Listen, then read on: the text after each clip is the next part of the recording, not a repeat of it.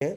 मेरे घर के बाहर की लाइट नहीं जगती, मेयर के घर के बाहर की लाइट नहीं जगती, पूर्व विधायक के घर के बाहर की लाइट नहीं जगती, आपके सेक्टर 13 की लाइट नहीं जगती, कल्पना चावला मेडिकल कॉलेज के बाहर की लाइट नहीं जगती, सिविल अस्पताल के बाहर की लाइट नहीं जगती। अभी मैं आपको इसी इंटरव्यू में कुंजपुरा रोड दिखाऊंगा, जो करनाल का सबसे महंगा बाजार है, वहां की रात को लाइट नहीं जगती। मैं अपने मदर इन लॉ को हॉस्पिटल लेके जा रहा था 4 दिन पहले, तो लाइटें जग कहाँ रही हैं? भूपेंद्र सिंह हुड्डा चौटाला की तरह आपके पास अच्छा एडमिनिस्ट्रेटर नहीं है। इस बात को क्यों नहीं स्वीकार करते?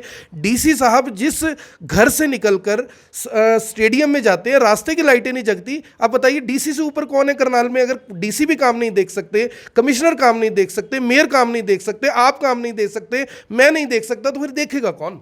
आप बताइए कुंजपुरा रोड पर 3-3 लाख रुपए गज जमीन का रेट है, सरकार को इतना स्टैंप ड्यूटी मिलती है, वहां पर बिजलियां चलती हैं, सारा कुछ है। स्ट्रीट लाइट यानी ये तो इतना बेसिक सा काम है, मुझे लगता है एमसी भी बड़ा है इस काम को करवाने के लिए। और मुख्यमंत्री की विधानसभा में अगर 35 करोड़ खर्च के लाइटें नहीं जग रही, तो मैं कहता हूं लानत है ऐसी सीएम सिटी के ऊपर, लानत है ऐसे नेताओं के ऊपर जो लाइटें भी नहीं जगवा पाए। और जीटी रोड को ये सौभाग्य प्राप्त हुआ कि करनाल जैसे शहर को ये जो सौभाग्य मिला है, इसको हम मेंटेन कर सकें। एक मिनट से सौभाग्य वाली क्या बात है? खड्डे मैंने गिनवा दिए, सड़कें नहीं बनी मैंने गिनवा दी, एलईडी लाइटें नहीं चल रही मैंने गिनवा दी, अफसर काम नहीं करने मैंने गिनवा दिए। करनाल के तहसीलदार को तो मुझे लगता है कि जितने राष्ट्रपति अवार्ड दे दे वो कम है। कौन सा सौभाग्य करनाल को मिला है सिवाय इसके कि हम करनाल को सीएम सिटी कह देते? इसके अलावा क्या सौभाग्य है? मुझे आप ऐसे 10 चीजें गिना दीजिए, मुझे नहीं लगता आप 10 गिना पाएंगे। आप भी भगवान को मानते हैं, मैं भी भगवान को मानता हूं। आप मीडिया कोऑर्डिनेटर हैं, लोगों के काम नहीं होते, आप तक आते होंगे। एक दिन में, एक हफ्ते में, एक महीने में जो करनाल की महिला तहसीलदार है उसके खिलाफ कितने लोग आपके पास आते हैं? कितने लोग आके कहते हैं वो रजिस्ट्री नहीं कर रही? कितने लोग आकर कहते हैं तंग कर रही है? कितने लोग आकर कहते हैं सीट पे नहीं बैठ रही है? मैं मानता हूं आप भगवान को हाजिर नाजिर मानकर ये बात बोलेंगे तहसीलदार के बारे में, बिल्कुल सच बताइएगा। IBN 24 की तरफ से आपको कई बार फ़ोन किया, 5-7 बार तो मैंने कर लिया होगा, 2-3 बार हमारी जो महक रिपोर्टर है उन्होंने कर दिया होगा। ये IBN 24 में इंटरव्यू देने से बीजेपी के नेता क्यों डरते हैं, क्यों भागते हैं? यानी मैं आपका नहीं, मैं जिसका भी नाम ले लूँ, यानी कोई चंडीगढ़ होता है, कोई गुड़गांव होता है, कोई करनाल में नहीं होता, किसी घर शादी होती है, कोई बिजी होता है, कोई फ़ोन नहीं उठाता। भी हम कुछ गलत पूछते हैं क्या किसी से? जनता की बात पूछ रहे हैं, जनता तक जानिए। कुछ गलत पूछेंगे तो लोग बता ही देंगे, सोशल मीडिया तो ओपन फॉर ऑल है।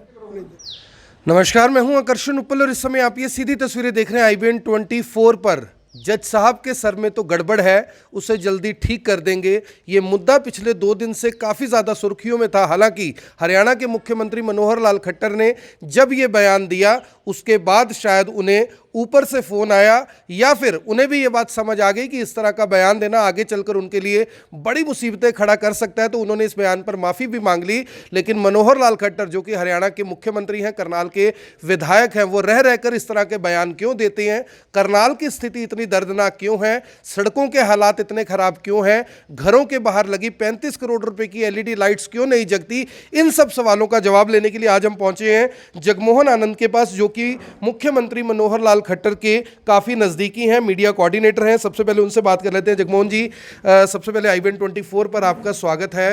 करनाल में विधायक साहब नहीं हैं क्योंकि विधायक मुख्यमंत्री हैं। मुख्यमंत्री होने का मतलब ये है कि करनाल में विकास का दरिया बहना चाहिए, लेकिन करनाल में विकास का जो दरिया है वो फिलहाल बाढ़ का रूप ले रहा है। ऐसा क्यों है? हालात इतने ख़राब हैं, कोई सुनने वाला समझने वाला नहीं है। मंडल अध्यक्ष, जिला अध्यक्ष, पार्टी के मेरे ख्याल 1 दर्जन प्रोड्यूसर, डायरेक्टर, चेयरमैन सब लगा रखे हैं। कहाँ सो रहे हैं सब? सबसे पहले तो आपका स्वागत है आकर्षण जी। और मीडिया लोकतंत्र का चौथा स्तंभ है, और रह रह कर आप करनाल की आवाज़, हरियाणा की आवाज़ उठाते रहते हैं, उसके लिए आपको साधुवाद है। और माननीय मुख्यमंत्री जी की विधानसभा का क्षेत्र है, उस नाते से भी मैं आपका स्वागत करता हूं। जो सबसे पहले आपने बात कही, आपने इंटरव्यू से शुरू से पहले, कि माननीय मुख्यमंत्री जी ने पिछले 3 दिन के दौरे, जो भिवानी का उनका दौरा था, उस जनसंवाद के दौरान इस तरह की बात कही। एक जज के सर में गड़बड़ है। देखिए, उसी वक्त माननीय मुख्यमंत्री जी ने मीडिया के सामने ये बयान दिया और उन्होंने सारी स्थिति स्पष्ट की कि कई बार चीज़ें अस्वाभाविक तौर पर इस पार से हो जाती हैं, और अगर इन चीज़ों से, इन बातों से किसी के व्यक्ति को अगर कोई मेरी बात लगी है तो मैं अपने शब्द वापस लेता हूँ और उसका खेद प्रकट करता हूँ। तो मैं समझता हूँ ये मुद्दा वहीं पर ख़त्म हो जाता है। हम लोग भी सार्वजनिक जीवन में, आप लोग भी हैं, रह करके, या भाई आप कहीं भी इंटरव्यू लेते हो या हम लोग बोलते होते तो हमारे मुँह से कुछ अपशब्द स्वाभाविक तौर पर, लेकिन हमारी मंशा नहीं होती।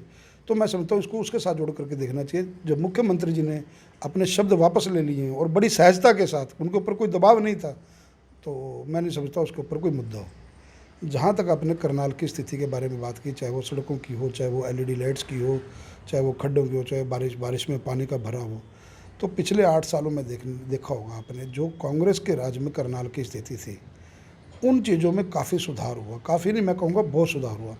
अगर एक आप आम जनता की बात को सुनेंगे, आम जनता के बीच में इंटरव्यू करने जाएंगे, अपवाद हर जगह हैं, मैं ये नहीं कहता कि नहीं है, लेकिन आप मीडिया का काम गलत चीज़ को दिखाना और उसको बढ़ाना और उसको ठीक करवाना, आप उसकी जिम्मेवारी का बड़ी बखूबी से निर्वहन करते हैं, इसमें कोई दो राय नहीं है। लेकिन एक निवेदन और है मीडिया से, आपसे भी और आपके माध्यम से सबसे, अगर अच्छे काम है रह कर आप भी दिखाते हो, बताते भी हो, लेकिन अच्छे कामों को भी जनता के बीच में अगर हम बताएं जाएं तो वो एक जिसे कहते हैं सामंजस्य की स्थिति या पैरेलल रहती है। जहाँ तक लाइटों की बात है, जहाँ तक आपने सड़कों की बात की है, बारिशों के बाद सब खड्डों की और सड़कों की रिपेयर शुरू हो चुकी है।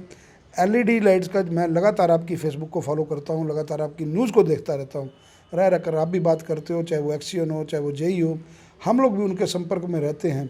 लेकिन आप लोग मीडिया में हो, आपकी बात उन तक जल्दी पहुँचती है, इस वजह से उसमें सुधार होता है। और चूँकि आप भी करनाल के बशिंदे हो, करनाल के रहने वाले हो, करनाल के एक वोटर हो, आपके भी जनता के प्रति एक जवाबदेही है, उस जवाबदेही को आप भी बखूबी निभा रहे हो। तो हम लोग तो और आप लोग तो एक साथी हैं। तो इसमें इस प्रकार की कोई बात कहना कि सरकार कुछ नहीं कर रही या मुख्यमंत्री जी कुछ नहीं कर रहे, मैं इसमें थोड़ा सा कहूँगा कि मुख्यमंत्री जी पूरा करनाल के प्रति संजीदा हैं। और मुख्यमंत्री जी जब करनाल की हम कोई बात करते हैं तो वो लगातार वो बात को आगे रखते हुए अधिकारियों के साथ बैठक करते हुए उस काम को दुरुस्त करने का प्रयास करते हैं। जगमोहन जी, मेरा सवाल यहाँ पे देखिए ये है, 35 करोड़ की एलईडी लाइटें अभी लगनी शुरू हुई हैं, अभी करनाल में पूरी तरह लगी नहीं है। जिस छोर से उन्होंने लगानी शुरू की थी वहाँ बंद हो गई हैं, आगे जल रही हैं। मेरे घर के बाहर की लाइट नहीं जगती, मेयर के घर के बाहर की लाइट नहीं जगती, पूर्व विधायक के घर के बाहर की लाइट नहीं जगती, आपके सेक्टर 13 की लाइट नहीं जगती, कल्पना चावला मेडिकल कॉलेज के बाहर की लाइट नहीं जगती, सिविल अस्पताल के बाहर की लाइट नहीं जगती। अभी मैं आपको इसी इंटरव्यू में कुंजपुरा रोड दिखाऊंगा, जो करनाल का सबसे महंगा बाजार है, वहाँ की रात को लाइट नहीं जगती। मैं अपने मदर इन लॉ को हॉस्पिटल लेके जा रहा था 4 दिन पहले, तो लाइटें जग कहाँ रही हैं? क्या सारा काम मेरा रह गया? क्या मुख्यमंत्री जी खुद आकर बटन जगाएंगे लाइटों के? सवाल यहाँ पर यह है कि आपकी सरकार सख्त नहीं है। सवाल यहाँ पर यह है कि भूपेंद्र सिंह हुड्डा चौटाला की तरह आपके पास अच्छा एडमिनिस्ट्रेटर नहीं है। इस बात को क्यों नहीं स्वीकार करते? डीसी साहब जिस घर से निकलकर स्टेडियम में जाते हैं, रास्ते की लाइटें नहीं जगती। आप बताइए, डीसी से ऊपर कौन है करनाल में? अगर डीसी भी काम नहीं देख सकते, कमिश्नर काम नहीं देख सकते, मेयर काम नहीं देख सकते, आप काम नहीं देख सकते, मैं नहीं देख सकता, तो फिर देखेगा कौन?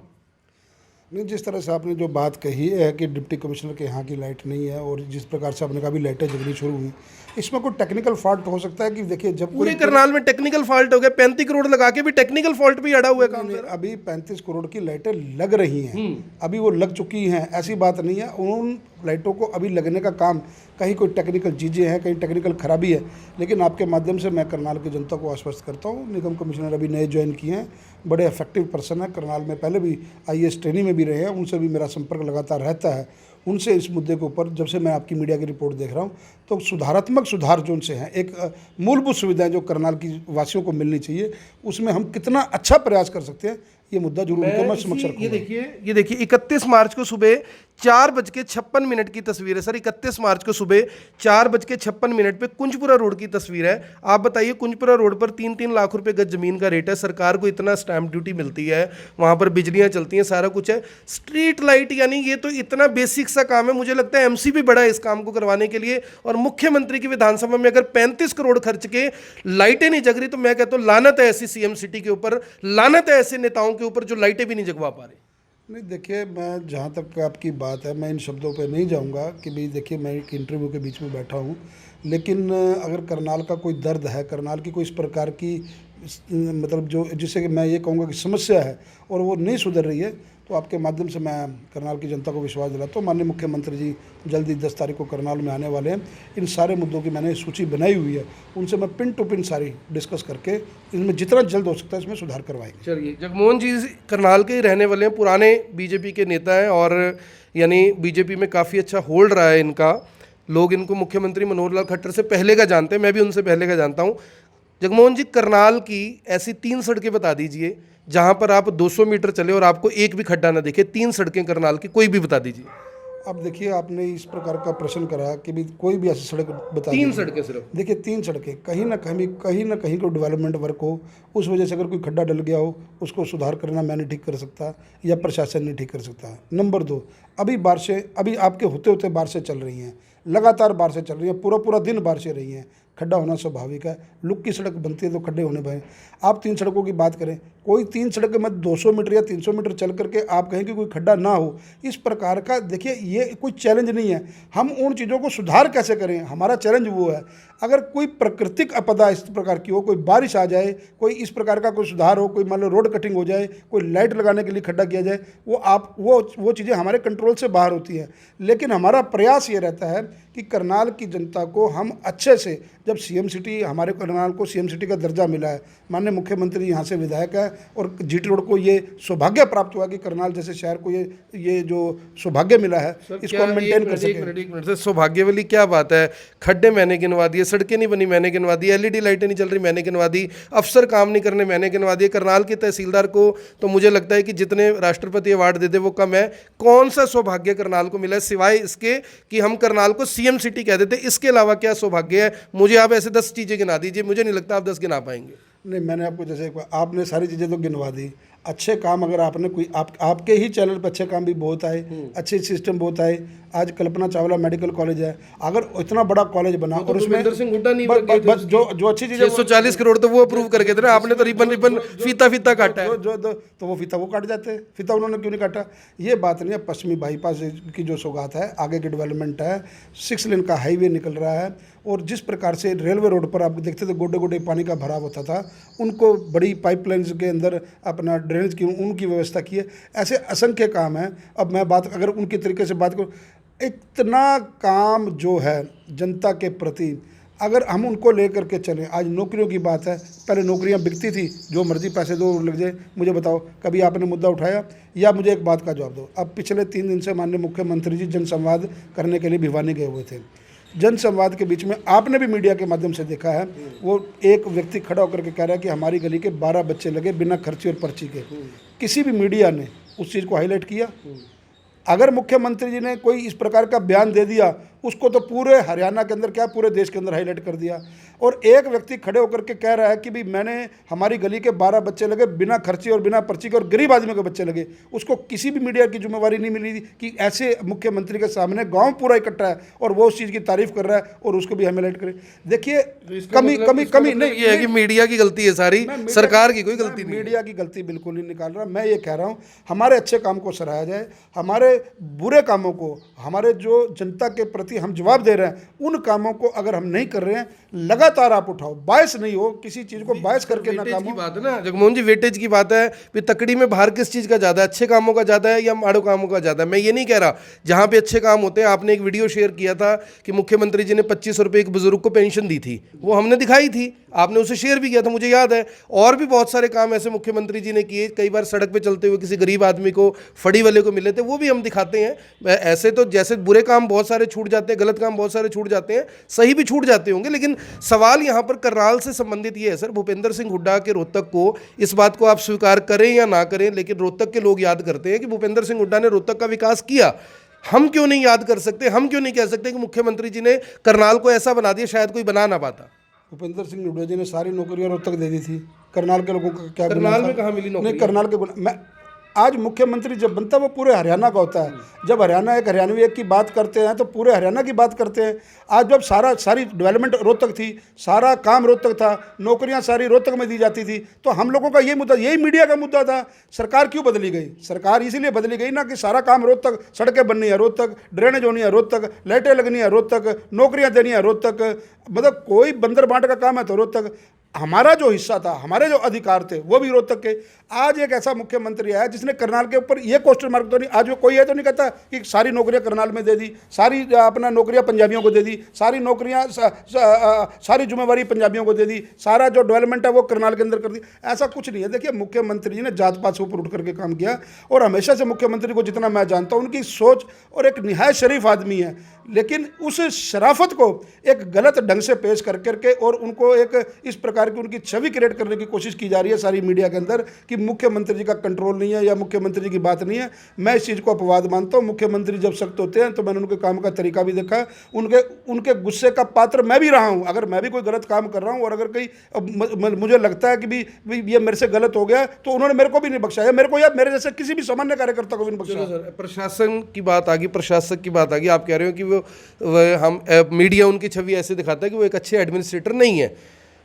आप भी भगवान को मानते हैं, मैं भी भगवान को मानता हूँ। आप मीडिया कोऑर्डिनेटर हैं, लोगों के काम नहीं होते, आप तक आते होंगे। एक दिन में, एक हफ्ते में, एक महीने में जो करनाल की महिला तहसीलदार है उसके खिलाफ कितने लोग आपके पास आते हैं? कितने लोग आके कहते हैं वो रजिस्ट्री नहीं कर रही? कितने लोग आकर कहते हैं तंग कर रही है? कितने लोग आकर कहते हैं सीट पे नहीं बैठ रही है?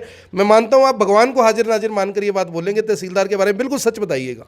नहीं, सत्य है, इसमें कोई दो राय नहीं। मेरे को आपके सामने आने और इस प्रकार की बात कहने में कोई दो राय नहीं है। मतलब कुछ एक अधिकारी इस प्रकार से हैं जिनके जो मतलब ज़्यादा ही जिन्होंने जनता को परेशान कर रखा है, और माननीय मुख्यमंत्री जी के संज्ञान में मैंने मामला पूरा ला दिया। और ऐसे खाली एक मैं पर्टिकुलर नाम लूँ किसी तहसीलदार का या किसी और अधिकारी का, ऐसे जितने भी अधिकारी हैं, मैं आपके माध्यम से मैं जितने भी मीडिया में इंटरव्यू देता हूँ, जितने भी अधिकारी हैं, मेरी जब भी माननीय मुख्यमंत्री जी से बात होती है या मुख्यमंत्री जी का आना होता है, मैं निरंतर उनको इस चीज़ की अपडेट दे रहा हूँ और देता रहूँगा।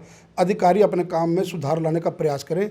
मुख्यमंत्री जी उनको मौका देते हैं, अगर मौका नहीं आता तो उनकी यहाँ से जो भी मतलब अपना ट्रांसफ़र हो या तबादला हो या सस्पेंशन हो। मुख्य पीछे तहसीलदार थे, आपने देखा कि किस प्रकार से अपना उनके दराज में से रजिस्ट्रियाँ मिली और वो टाइमली मुख्यमंत्री ने मौके। मैं देखिए उनकी मैं ये बात करूँ, काम तो कर देते थे ना, उनके खिलाफ कोई आता तो नहीं था आपके पास।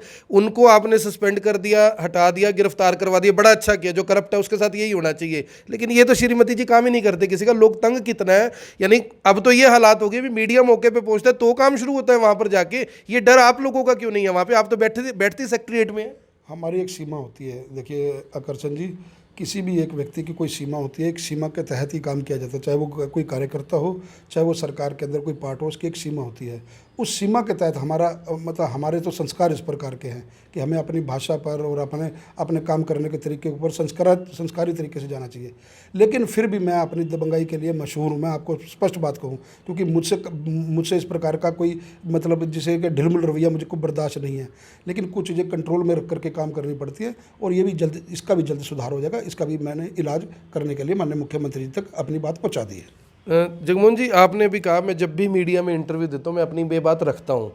IBN24 की तरफ से आपको कई बार फ़ोन किया, 5-7 बार तो मैंने कर लिया होगा, 2-3 बार हमारी जो महक रिपोर्टर है उन्होंने कर दिया होगा। ये IBN24 में इंटरव्यू देने से बीजेपी के नेता क्यों डरते हैं, क्यों भागते हैं? यानी मैं आपका नहीं, मैं जिसका भी नाम ले लूँ, यानी कोई चंडीगढ़ होता है, कोई गुड़गांव होता है, कोई करनाल में नहीं होता, किसी घर शादी होती है, कोई बिजी होता है, कोई फ़ोन नहीं उठाता। भी हम कुछ गलत पूछते हैं क्या किसी से? जनता की बात पूछ रहे हैं, जनता तक जानिए। कुछ गलत पूछेंगे तो लोग बता ही देंगे। सोशल मीडिया तो ओपन फॉर ऑल है। नहीं, देखिए जहाँ तक बाकी नेताओं की बात है मुझे इसके बात का मालूम नहीं है, लेकिन आपकी बेबाकी के लिए, आपकी बात रखने के लिए, और देखिए मुझे भी अच्छा लगता है। मैं ये नहीं कहूँ कि कोई बात है, अगर आपके माध्यम से कोई चीज़ें सरकार तक पहुँच रही हैं, हमारे तक पहुँच रही हैं, आम जनमानस की कोई तकलीफ़ है, उनकी कोई प्रॉब्लम है, उनको आप सार्वजनिक मुद्दे पर उठाते रहते हो, तो मुझे लगता है कि भी ये आपका भी एक दायित्व बनता है लोकतंत्र का चौथे स्तंभ। और लंबे समय से पत्रकारिता कर रहे हो।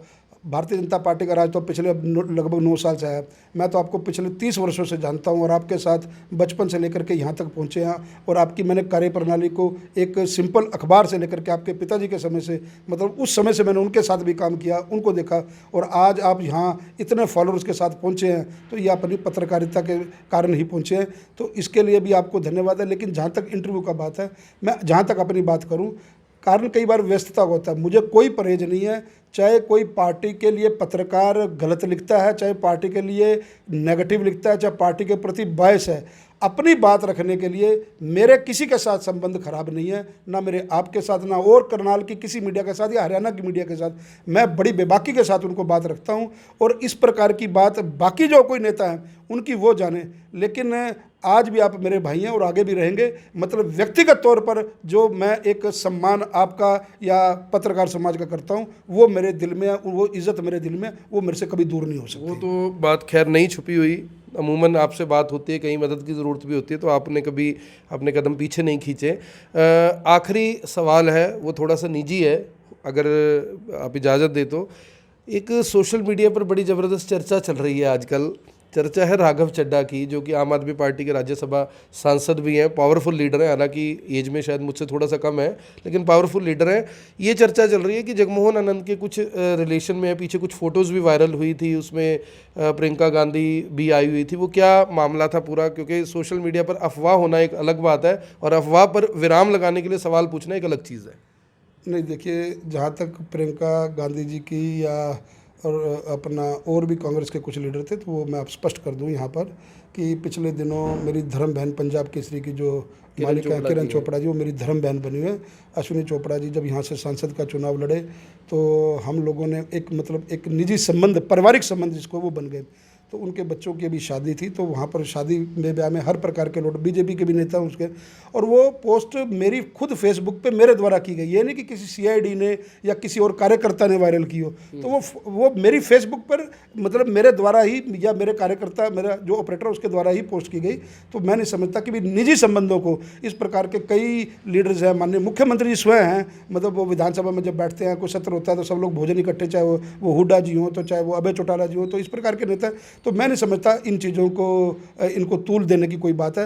ये एक मतलब जब हम किसी के सुख दुख में शामिल होने जाते हैं तो वहाँ कई प्रकार के सीनियर नेता होते हैं, तो एक स्वाभाविक रूप से राघव चड्ढा से कुछ संबंध है अपने? बड़े निजी संबंध है, बड़े पारिवारिक संबंध हैं, और विचारधारा एक अलग है, क्योंकि हमारा परिवार शुरू से संघ का परिवार रहा है। मेरे पिताजी, मेरे चाचा जी, ताया जी, सब लोग जानते हैं, आनंद परिवार एक करनाल का बड़ा प्रतिष्ठित और स्वयंसेवक परिवार है। तो उस नाते से अब राघव के साथ बिल्कुल निजी और पारिवारिक संबंध हैं। तो मैं समझता हूँ कि राजनीति को इन संबंधों से, पारिवारिक संबंधों से दूर रखना चाहिए। उनको इस प्रकार से आपके माध्यम से भी मैं ये कहूँगा कि इनको पूर्ण विराम देना चाहिए। जो पारिवारिक संबंध होते हैं वो किसी भी चीज़ों से ऊपर उठ करके होते हैं, लेकिन एक विचारधारा और एक मतलब जो आप जिस देश के लिए आप काम कर रहे हो, जिस राष्ट्र के लिए आप काम कर रहे हो, जिस समाज के लिए काम कर रहे हो, मेरी विचारधारा जो सी है वो प्योरली संघ से प्रेरित है। मैं संघ का स्वयंसेवक रहा हूँ और रहा नहीं हूँ, संघ सेवक हूँ, बचपन से बाल्यकाल से मैं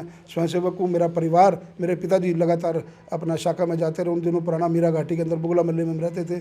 हमारे चाचा जी, चाहे वो स्वर्ण जी हों, तो चाहे वो अपना दर्शन लाल आनंद जी हों, मतलब इस प्रकार के बड़े लोग थे जो जिन्होंने हमारे को चलना सिखाया, जिन्होंने करना सिखाया। और मुख्यमंत्री जी से मेरे को बहुत प्रेरणा मिली है। आज मैं जहाँ पर हूँ, जिस जगह पर हूँ, मुख्यमंत्री जी ने हमेशा मेरे को आगे बढ़ाने की कोशिश की है। हमेशा उन्होंने अपना जो हाथ है वो मेरे सिर पे रखा है। अगर गलत हो तो उसके लिए डांटा भी है, ठीक हो तो उसको सराहा भी है, और जो जिम्मेवारी, जो दायित्व उन्होंने दिया है उसको बड़ी सहजता के साथ स्वीकार किया है। जिलाध्यक्ष बना उनके आशीर्वाद से, प्रदेश का प्रवक्ता रहा उनके आशीर्वाद से, आज मीडिया में जो उन्होंने अपना नाम दिया, यही बहुत बड़ी बात है हमारे लिए। और संगठन है, संगठन हमारे लिए सोचता है, संगठन जो भी जिम्मेवारी देता है हम लोग उसको निर्वहन करते रहते हैं, और यही अपना जो जीवन है इसी प्रकार से आगे बढ़ता रहेगा। जगमोहन जी, पत्रकार बड़ा लालची होता है, कहीं इंटरव्यू का मौका मिल जाए ना, वो आखिरी सवाल करके कई सारे सवाल पूछ लेता है। मेरा एक सवाल है कि करनाल के अंदर जितने बीजेपी के बड़े बड़े लीडर हैं, छोटों की तो मैं बात नहीं कर रहा, बड़े बड़े लीडर हैं, वो लीडर आखिर कौन से बिल में छुपे हुए हैं? आप सेक्रेटरीट जाते हैं, लोगों से मिलते हैं, सारा कुछ होता है, लेकिन कोई भी लीडर, किसी ने आज तक जाके सड़क का टुकड़ा नहीं उठा के देखा, किसी ने आज तक जाके पानी नहीं देखा कि पानी ख़राब आ रहा है। कि आकर्षण उपल ने या किसी और पत्रकार ने खबर दिखाई है, आपके एमसी आपकी खिलाफत करते हैं कि वी सरकार काम नहीं कर रही, अफसरों का बोलबाला है। ये प्रोड्यूसर बना दिए, डायरेक्टर बना दिए, चेयरमैन बना दिए, वाइस चेयरमैन बना दिए, और भी पता नहीं क्या क्या कर दिया। ये गायब कहाँ है? चुनावी साल आ गया है, अगले साल तो शक्लें दिखानी पड़ेंगी ना, वोट कैसे मांगेंगे जाके? ये कह के तो काम नहीं होगा ना जी मैं बाकियों को नहीं जानता, मैं तो अपनी कह सकता हूँ। लोग तो सवाल पूछेंगे ना आपसे। देखिए, जहाँ तक मेरी बात है खुद की, जब मैं सेक्रेटरी में जाता हूँ तो काम करता हूँ, लेकिन ये काम बटे होते हैं। जिलाध्यक्ष उसका अपना एक दायित्व है, उसको जिलाध्यक्ष भी मैंने देखे हैं काम करते हुए, बाकी गायब है सब। उनको देखो संगठन की जिम्मेवारी रहती है, बहुत से काम होते हैं। जो करनाल की मेयर हैं उनका निगम का काम है, उनका अपना दायित्व है। माननीय मुख्यमंत्री जी के प्रतिनिधि यहाँ पे हैं, वो डेली आप फेसबुक पे देखते हैं, डेली उनके पास जनता जाती है, उनका जनता का काम कराने का उनका काम है। मेरे पास मीडिया का दायित्व है, सोशल मीडिया का दायित्व। अब मीडिया वो पुराना प्रिंट मीडिया वाला रह नहीं गया। सोशल मीडिया पे सारा दिन इतना काम है कि इस तरह से सर्कुलेशन जाती है, कोई इंस्टाग्राम है, कोई ट्विटर है, कोई फेसबुक है, उसके ऊपर हमारी व्यवस्था ज़्यादा रहती है। पर जहाँ तक मेरी अपनी बात है, मेरे अंदर भी एक इंसान है। मैं आपको स्पष्ट रूप से कहूँ, मुझे लोगों के काम करने में खुशी महसूस होती है, चाहे अपनी पार्टी का कार्यकर्ता हो, चाहे वो विपक्ष का लोग हो, चाहे कोई भी ऐसा व्यक्ति जो हारा हुआ है या जिसको कोई काम नहीं है। जो समाज में काम आप लोग करते हो उससे प्रेरणा लेकर के मैं भी कोशिश ये करता हूँ कि किसी आम आदमी का, किसी गरीब आदमी का अगर मैं दिन में एक व्यक्ति का भला कर सकूँ तो ही मेरा राजनीति में आने की सकारात्मक है। भगवान ने अगर आज हमें इस लायक बनाया है, उस कुर्सी पर बिठाया है, उस दायित्व से नवाजा है, तो हमारा भी कोई जनता के प्रति जवाब बनता है। हमारा जनता के प्रति एक मॉरल रिस्पॉन्सिबिलिटी बनती है कि जहाँ तक हो हम उसको निभाने का पूरा प्रयास करते रहें। तो ये जगमोहन आनंद सिंह मोहन जी, आपका बड़ा धन्यवाद। मैं अपने लालच को और नहीं बढ़ाऊंगा क्योंकि फिर मौका मिलेगा। आपको इस इंटरव्यू से क्या समझ आया, आप इस इंटरव्यू से क्या समझते हैं, कमेंट बॉक्स में ज़रूर बताइएगा। फिलहाल करनाल की क्या स्थिति है, जो सवाल IBN24 ने पूछे वो आपको किस तरह के लगे। सर आखिरी एक सवाल, मैंने कहा ना लालच ख़त्म नहीं होता, ये प्राइवेट स्कूलों का मुद्दा बड़ा उठा हुआ है। प्राइवेट स्कूल वालों जो हैं वो बच्चों को, उनके पेरेंट्स को लूट रहे हैं। सबसे ज़्यादा दिक्कत middle class, lower middle class को आ रही है। DO साहब ने जब सारे लोग किताबें खरीद चुके हैं, अब नोटिस दे दिया 375 स्कूलों को, बताओ जी आपने बुक्स क्यों बिकवाई। पहले सब सो रहे थे क्या, पहले उनको नहीं पता था। ये कैसे अफसर आपने करनाल में लगा रखे हैं, जितने आपने HCS IAS IPS लगा रखे हैं, क्या करते क्या हैं करनाल में? देखिए, पिछले दिनों आपके चैनल में और दूसरे मीडिया के चैनलों में मैंने मतलब बड़ी प्रमुखता के साथ ये मुद्दे को देखा। मैंने आपको बताया कि 10 तारीख को माननीय मुख्यमंत्री जी आ रहे हैं, मैंने उनसे मिलने का समय मांगा हुआ है। आधा घंटा बैठ के हम करनाल की, पर्टिकुलर करनाल की, क्योंकि जब करनाल आ रहे हैं तो करनाल की क्या रचना है, करनाल में किस प्रकार की दिक्कतें अगर कोई लोगों को आ रही हैं तो उन लोगों को, आपका भी हम साथ लेंगे। तो मैं आपको ये आपके चैनल के माध्यम से विश्वास हूँ, कोई भी ऐसा दोषी स्कूल हो, चाहे जितना बड़ा उसकी मर्जी पहुँचो, चाहे वो निजी कितने भी किसी के साथ संबंध क्यों ना हो, चाहे किसी भी विचारधारा के ना हो, तो उनको मैं बख्शने नहीं दूंगा। इस प्रकार के गरीब आदमी की जेब पे डाका किसी कीमत पर नहीं डालने दिया जाएगा। तो गरीब आदमी की जेब में डाका डालने नहीं दिया जाएगा, ये तो अब अगले साल की बात है, क्योंकि इस बार तो डाका डल चुका है। मेरी आप सभी से अपील, जो भी लोग इस वीडियो को देख रहे हैं इसे साथ के साथ ज़रूर शेयर करें। आप देख रहे हैं IBN24, मैं हूं आकर्षण उपल, करनाल से आप सभी के साथ लाइव। धन्यवाद।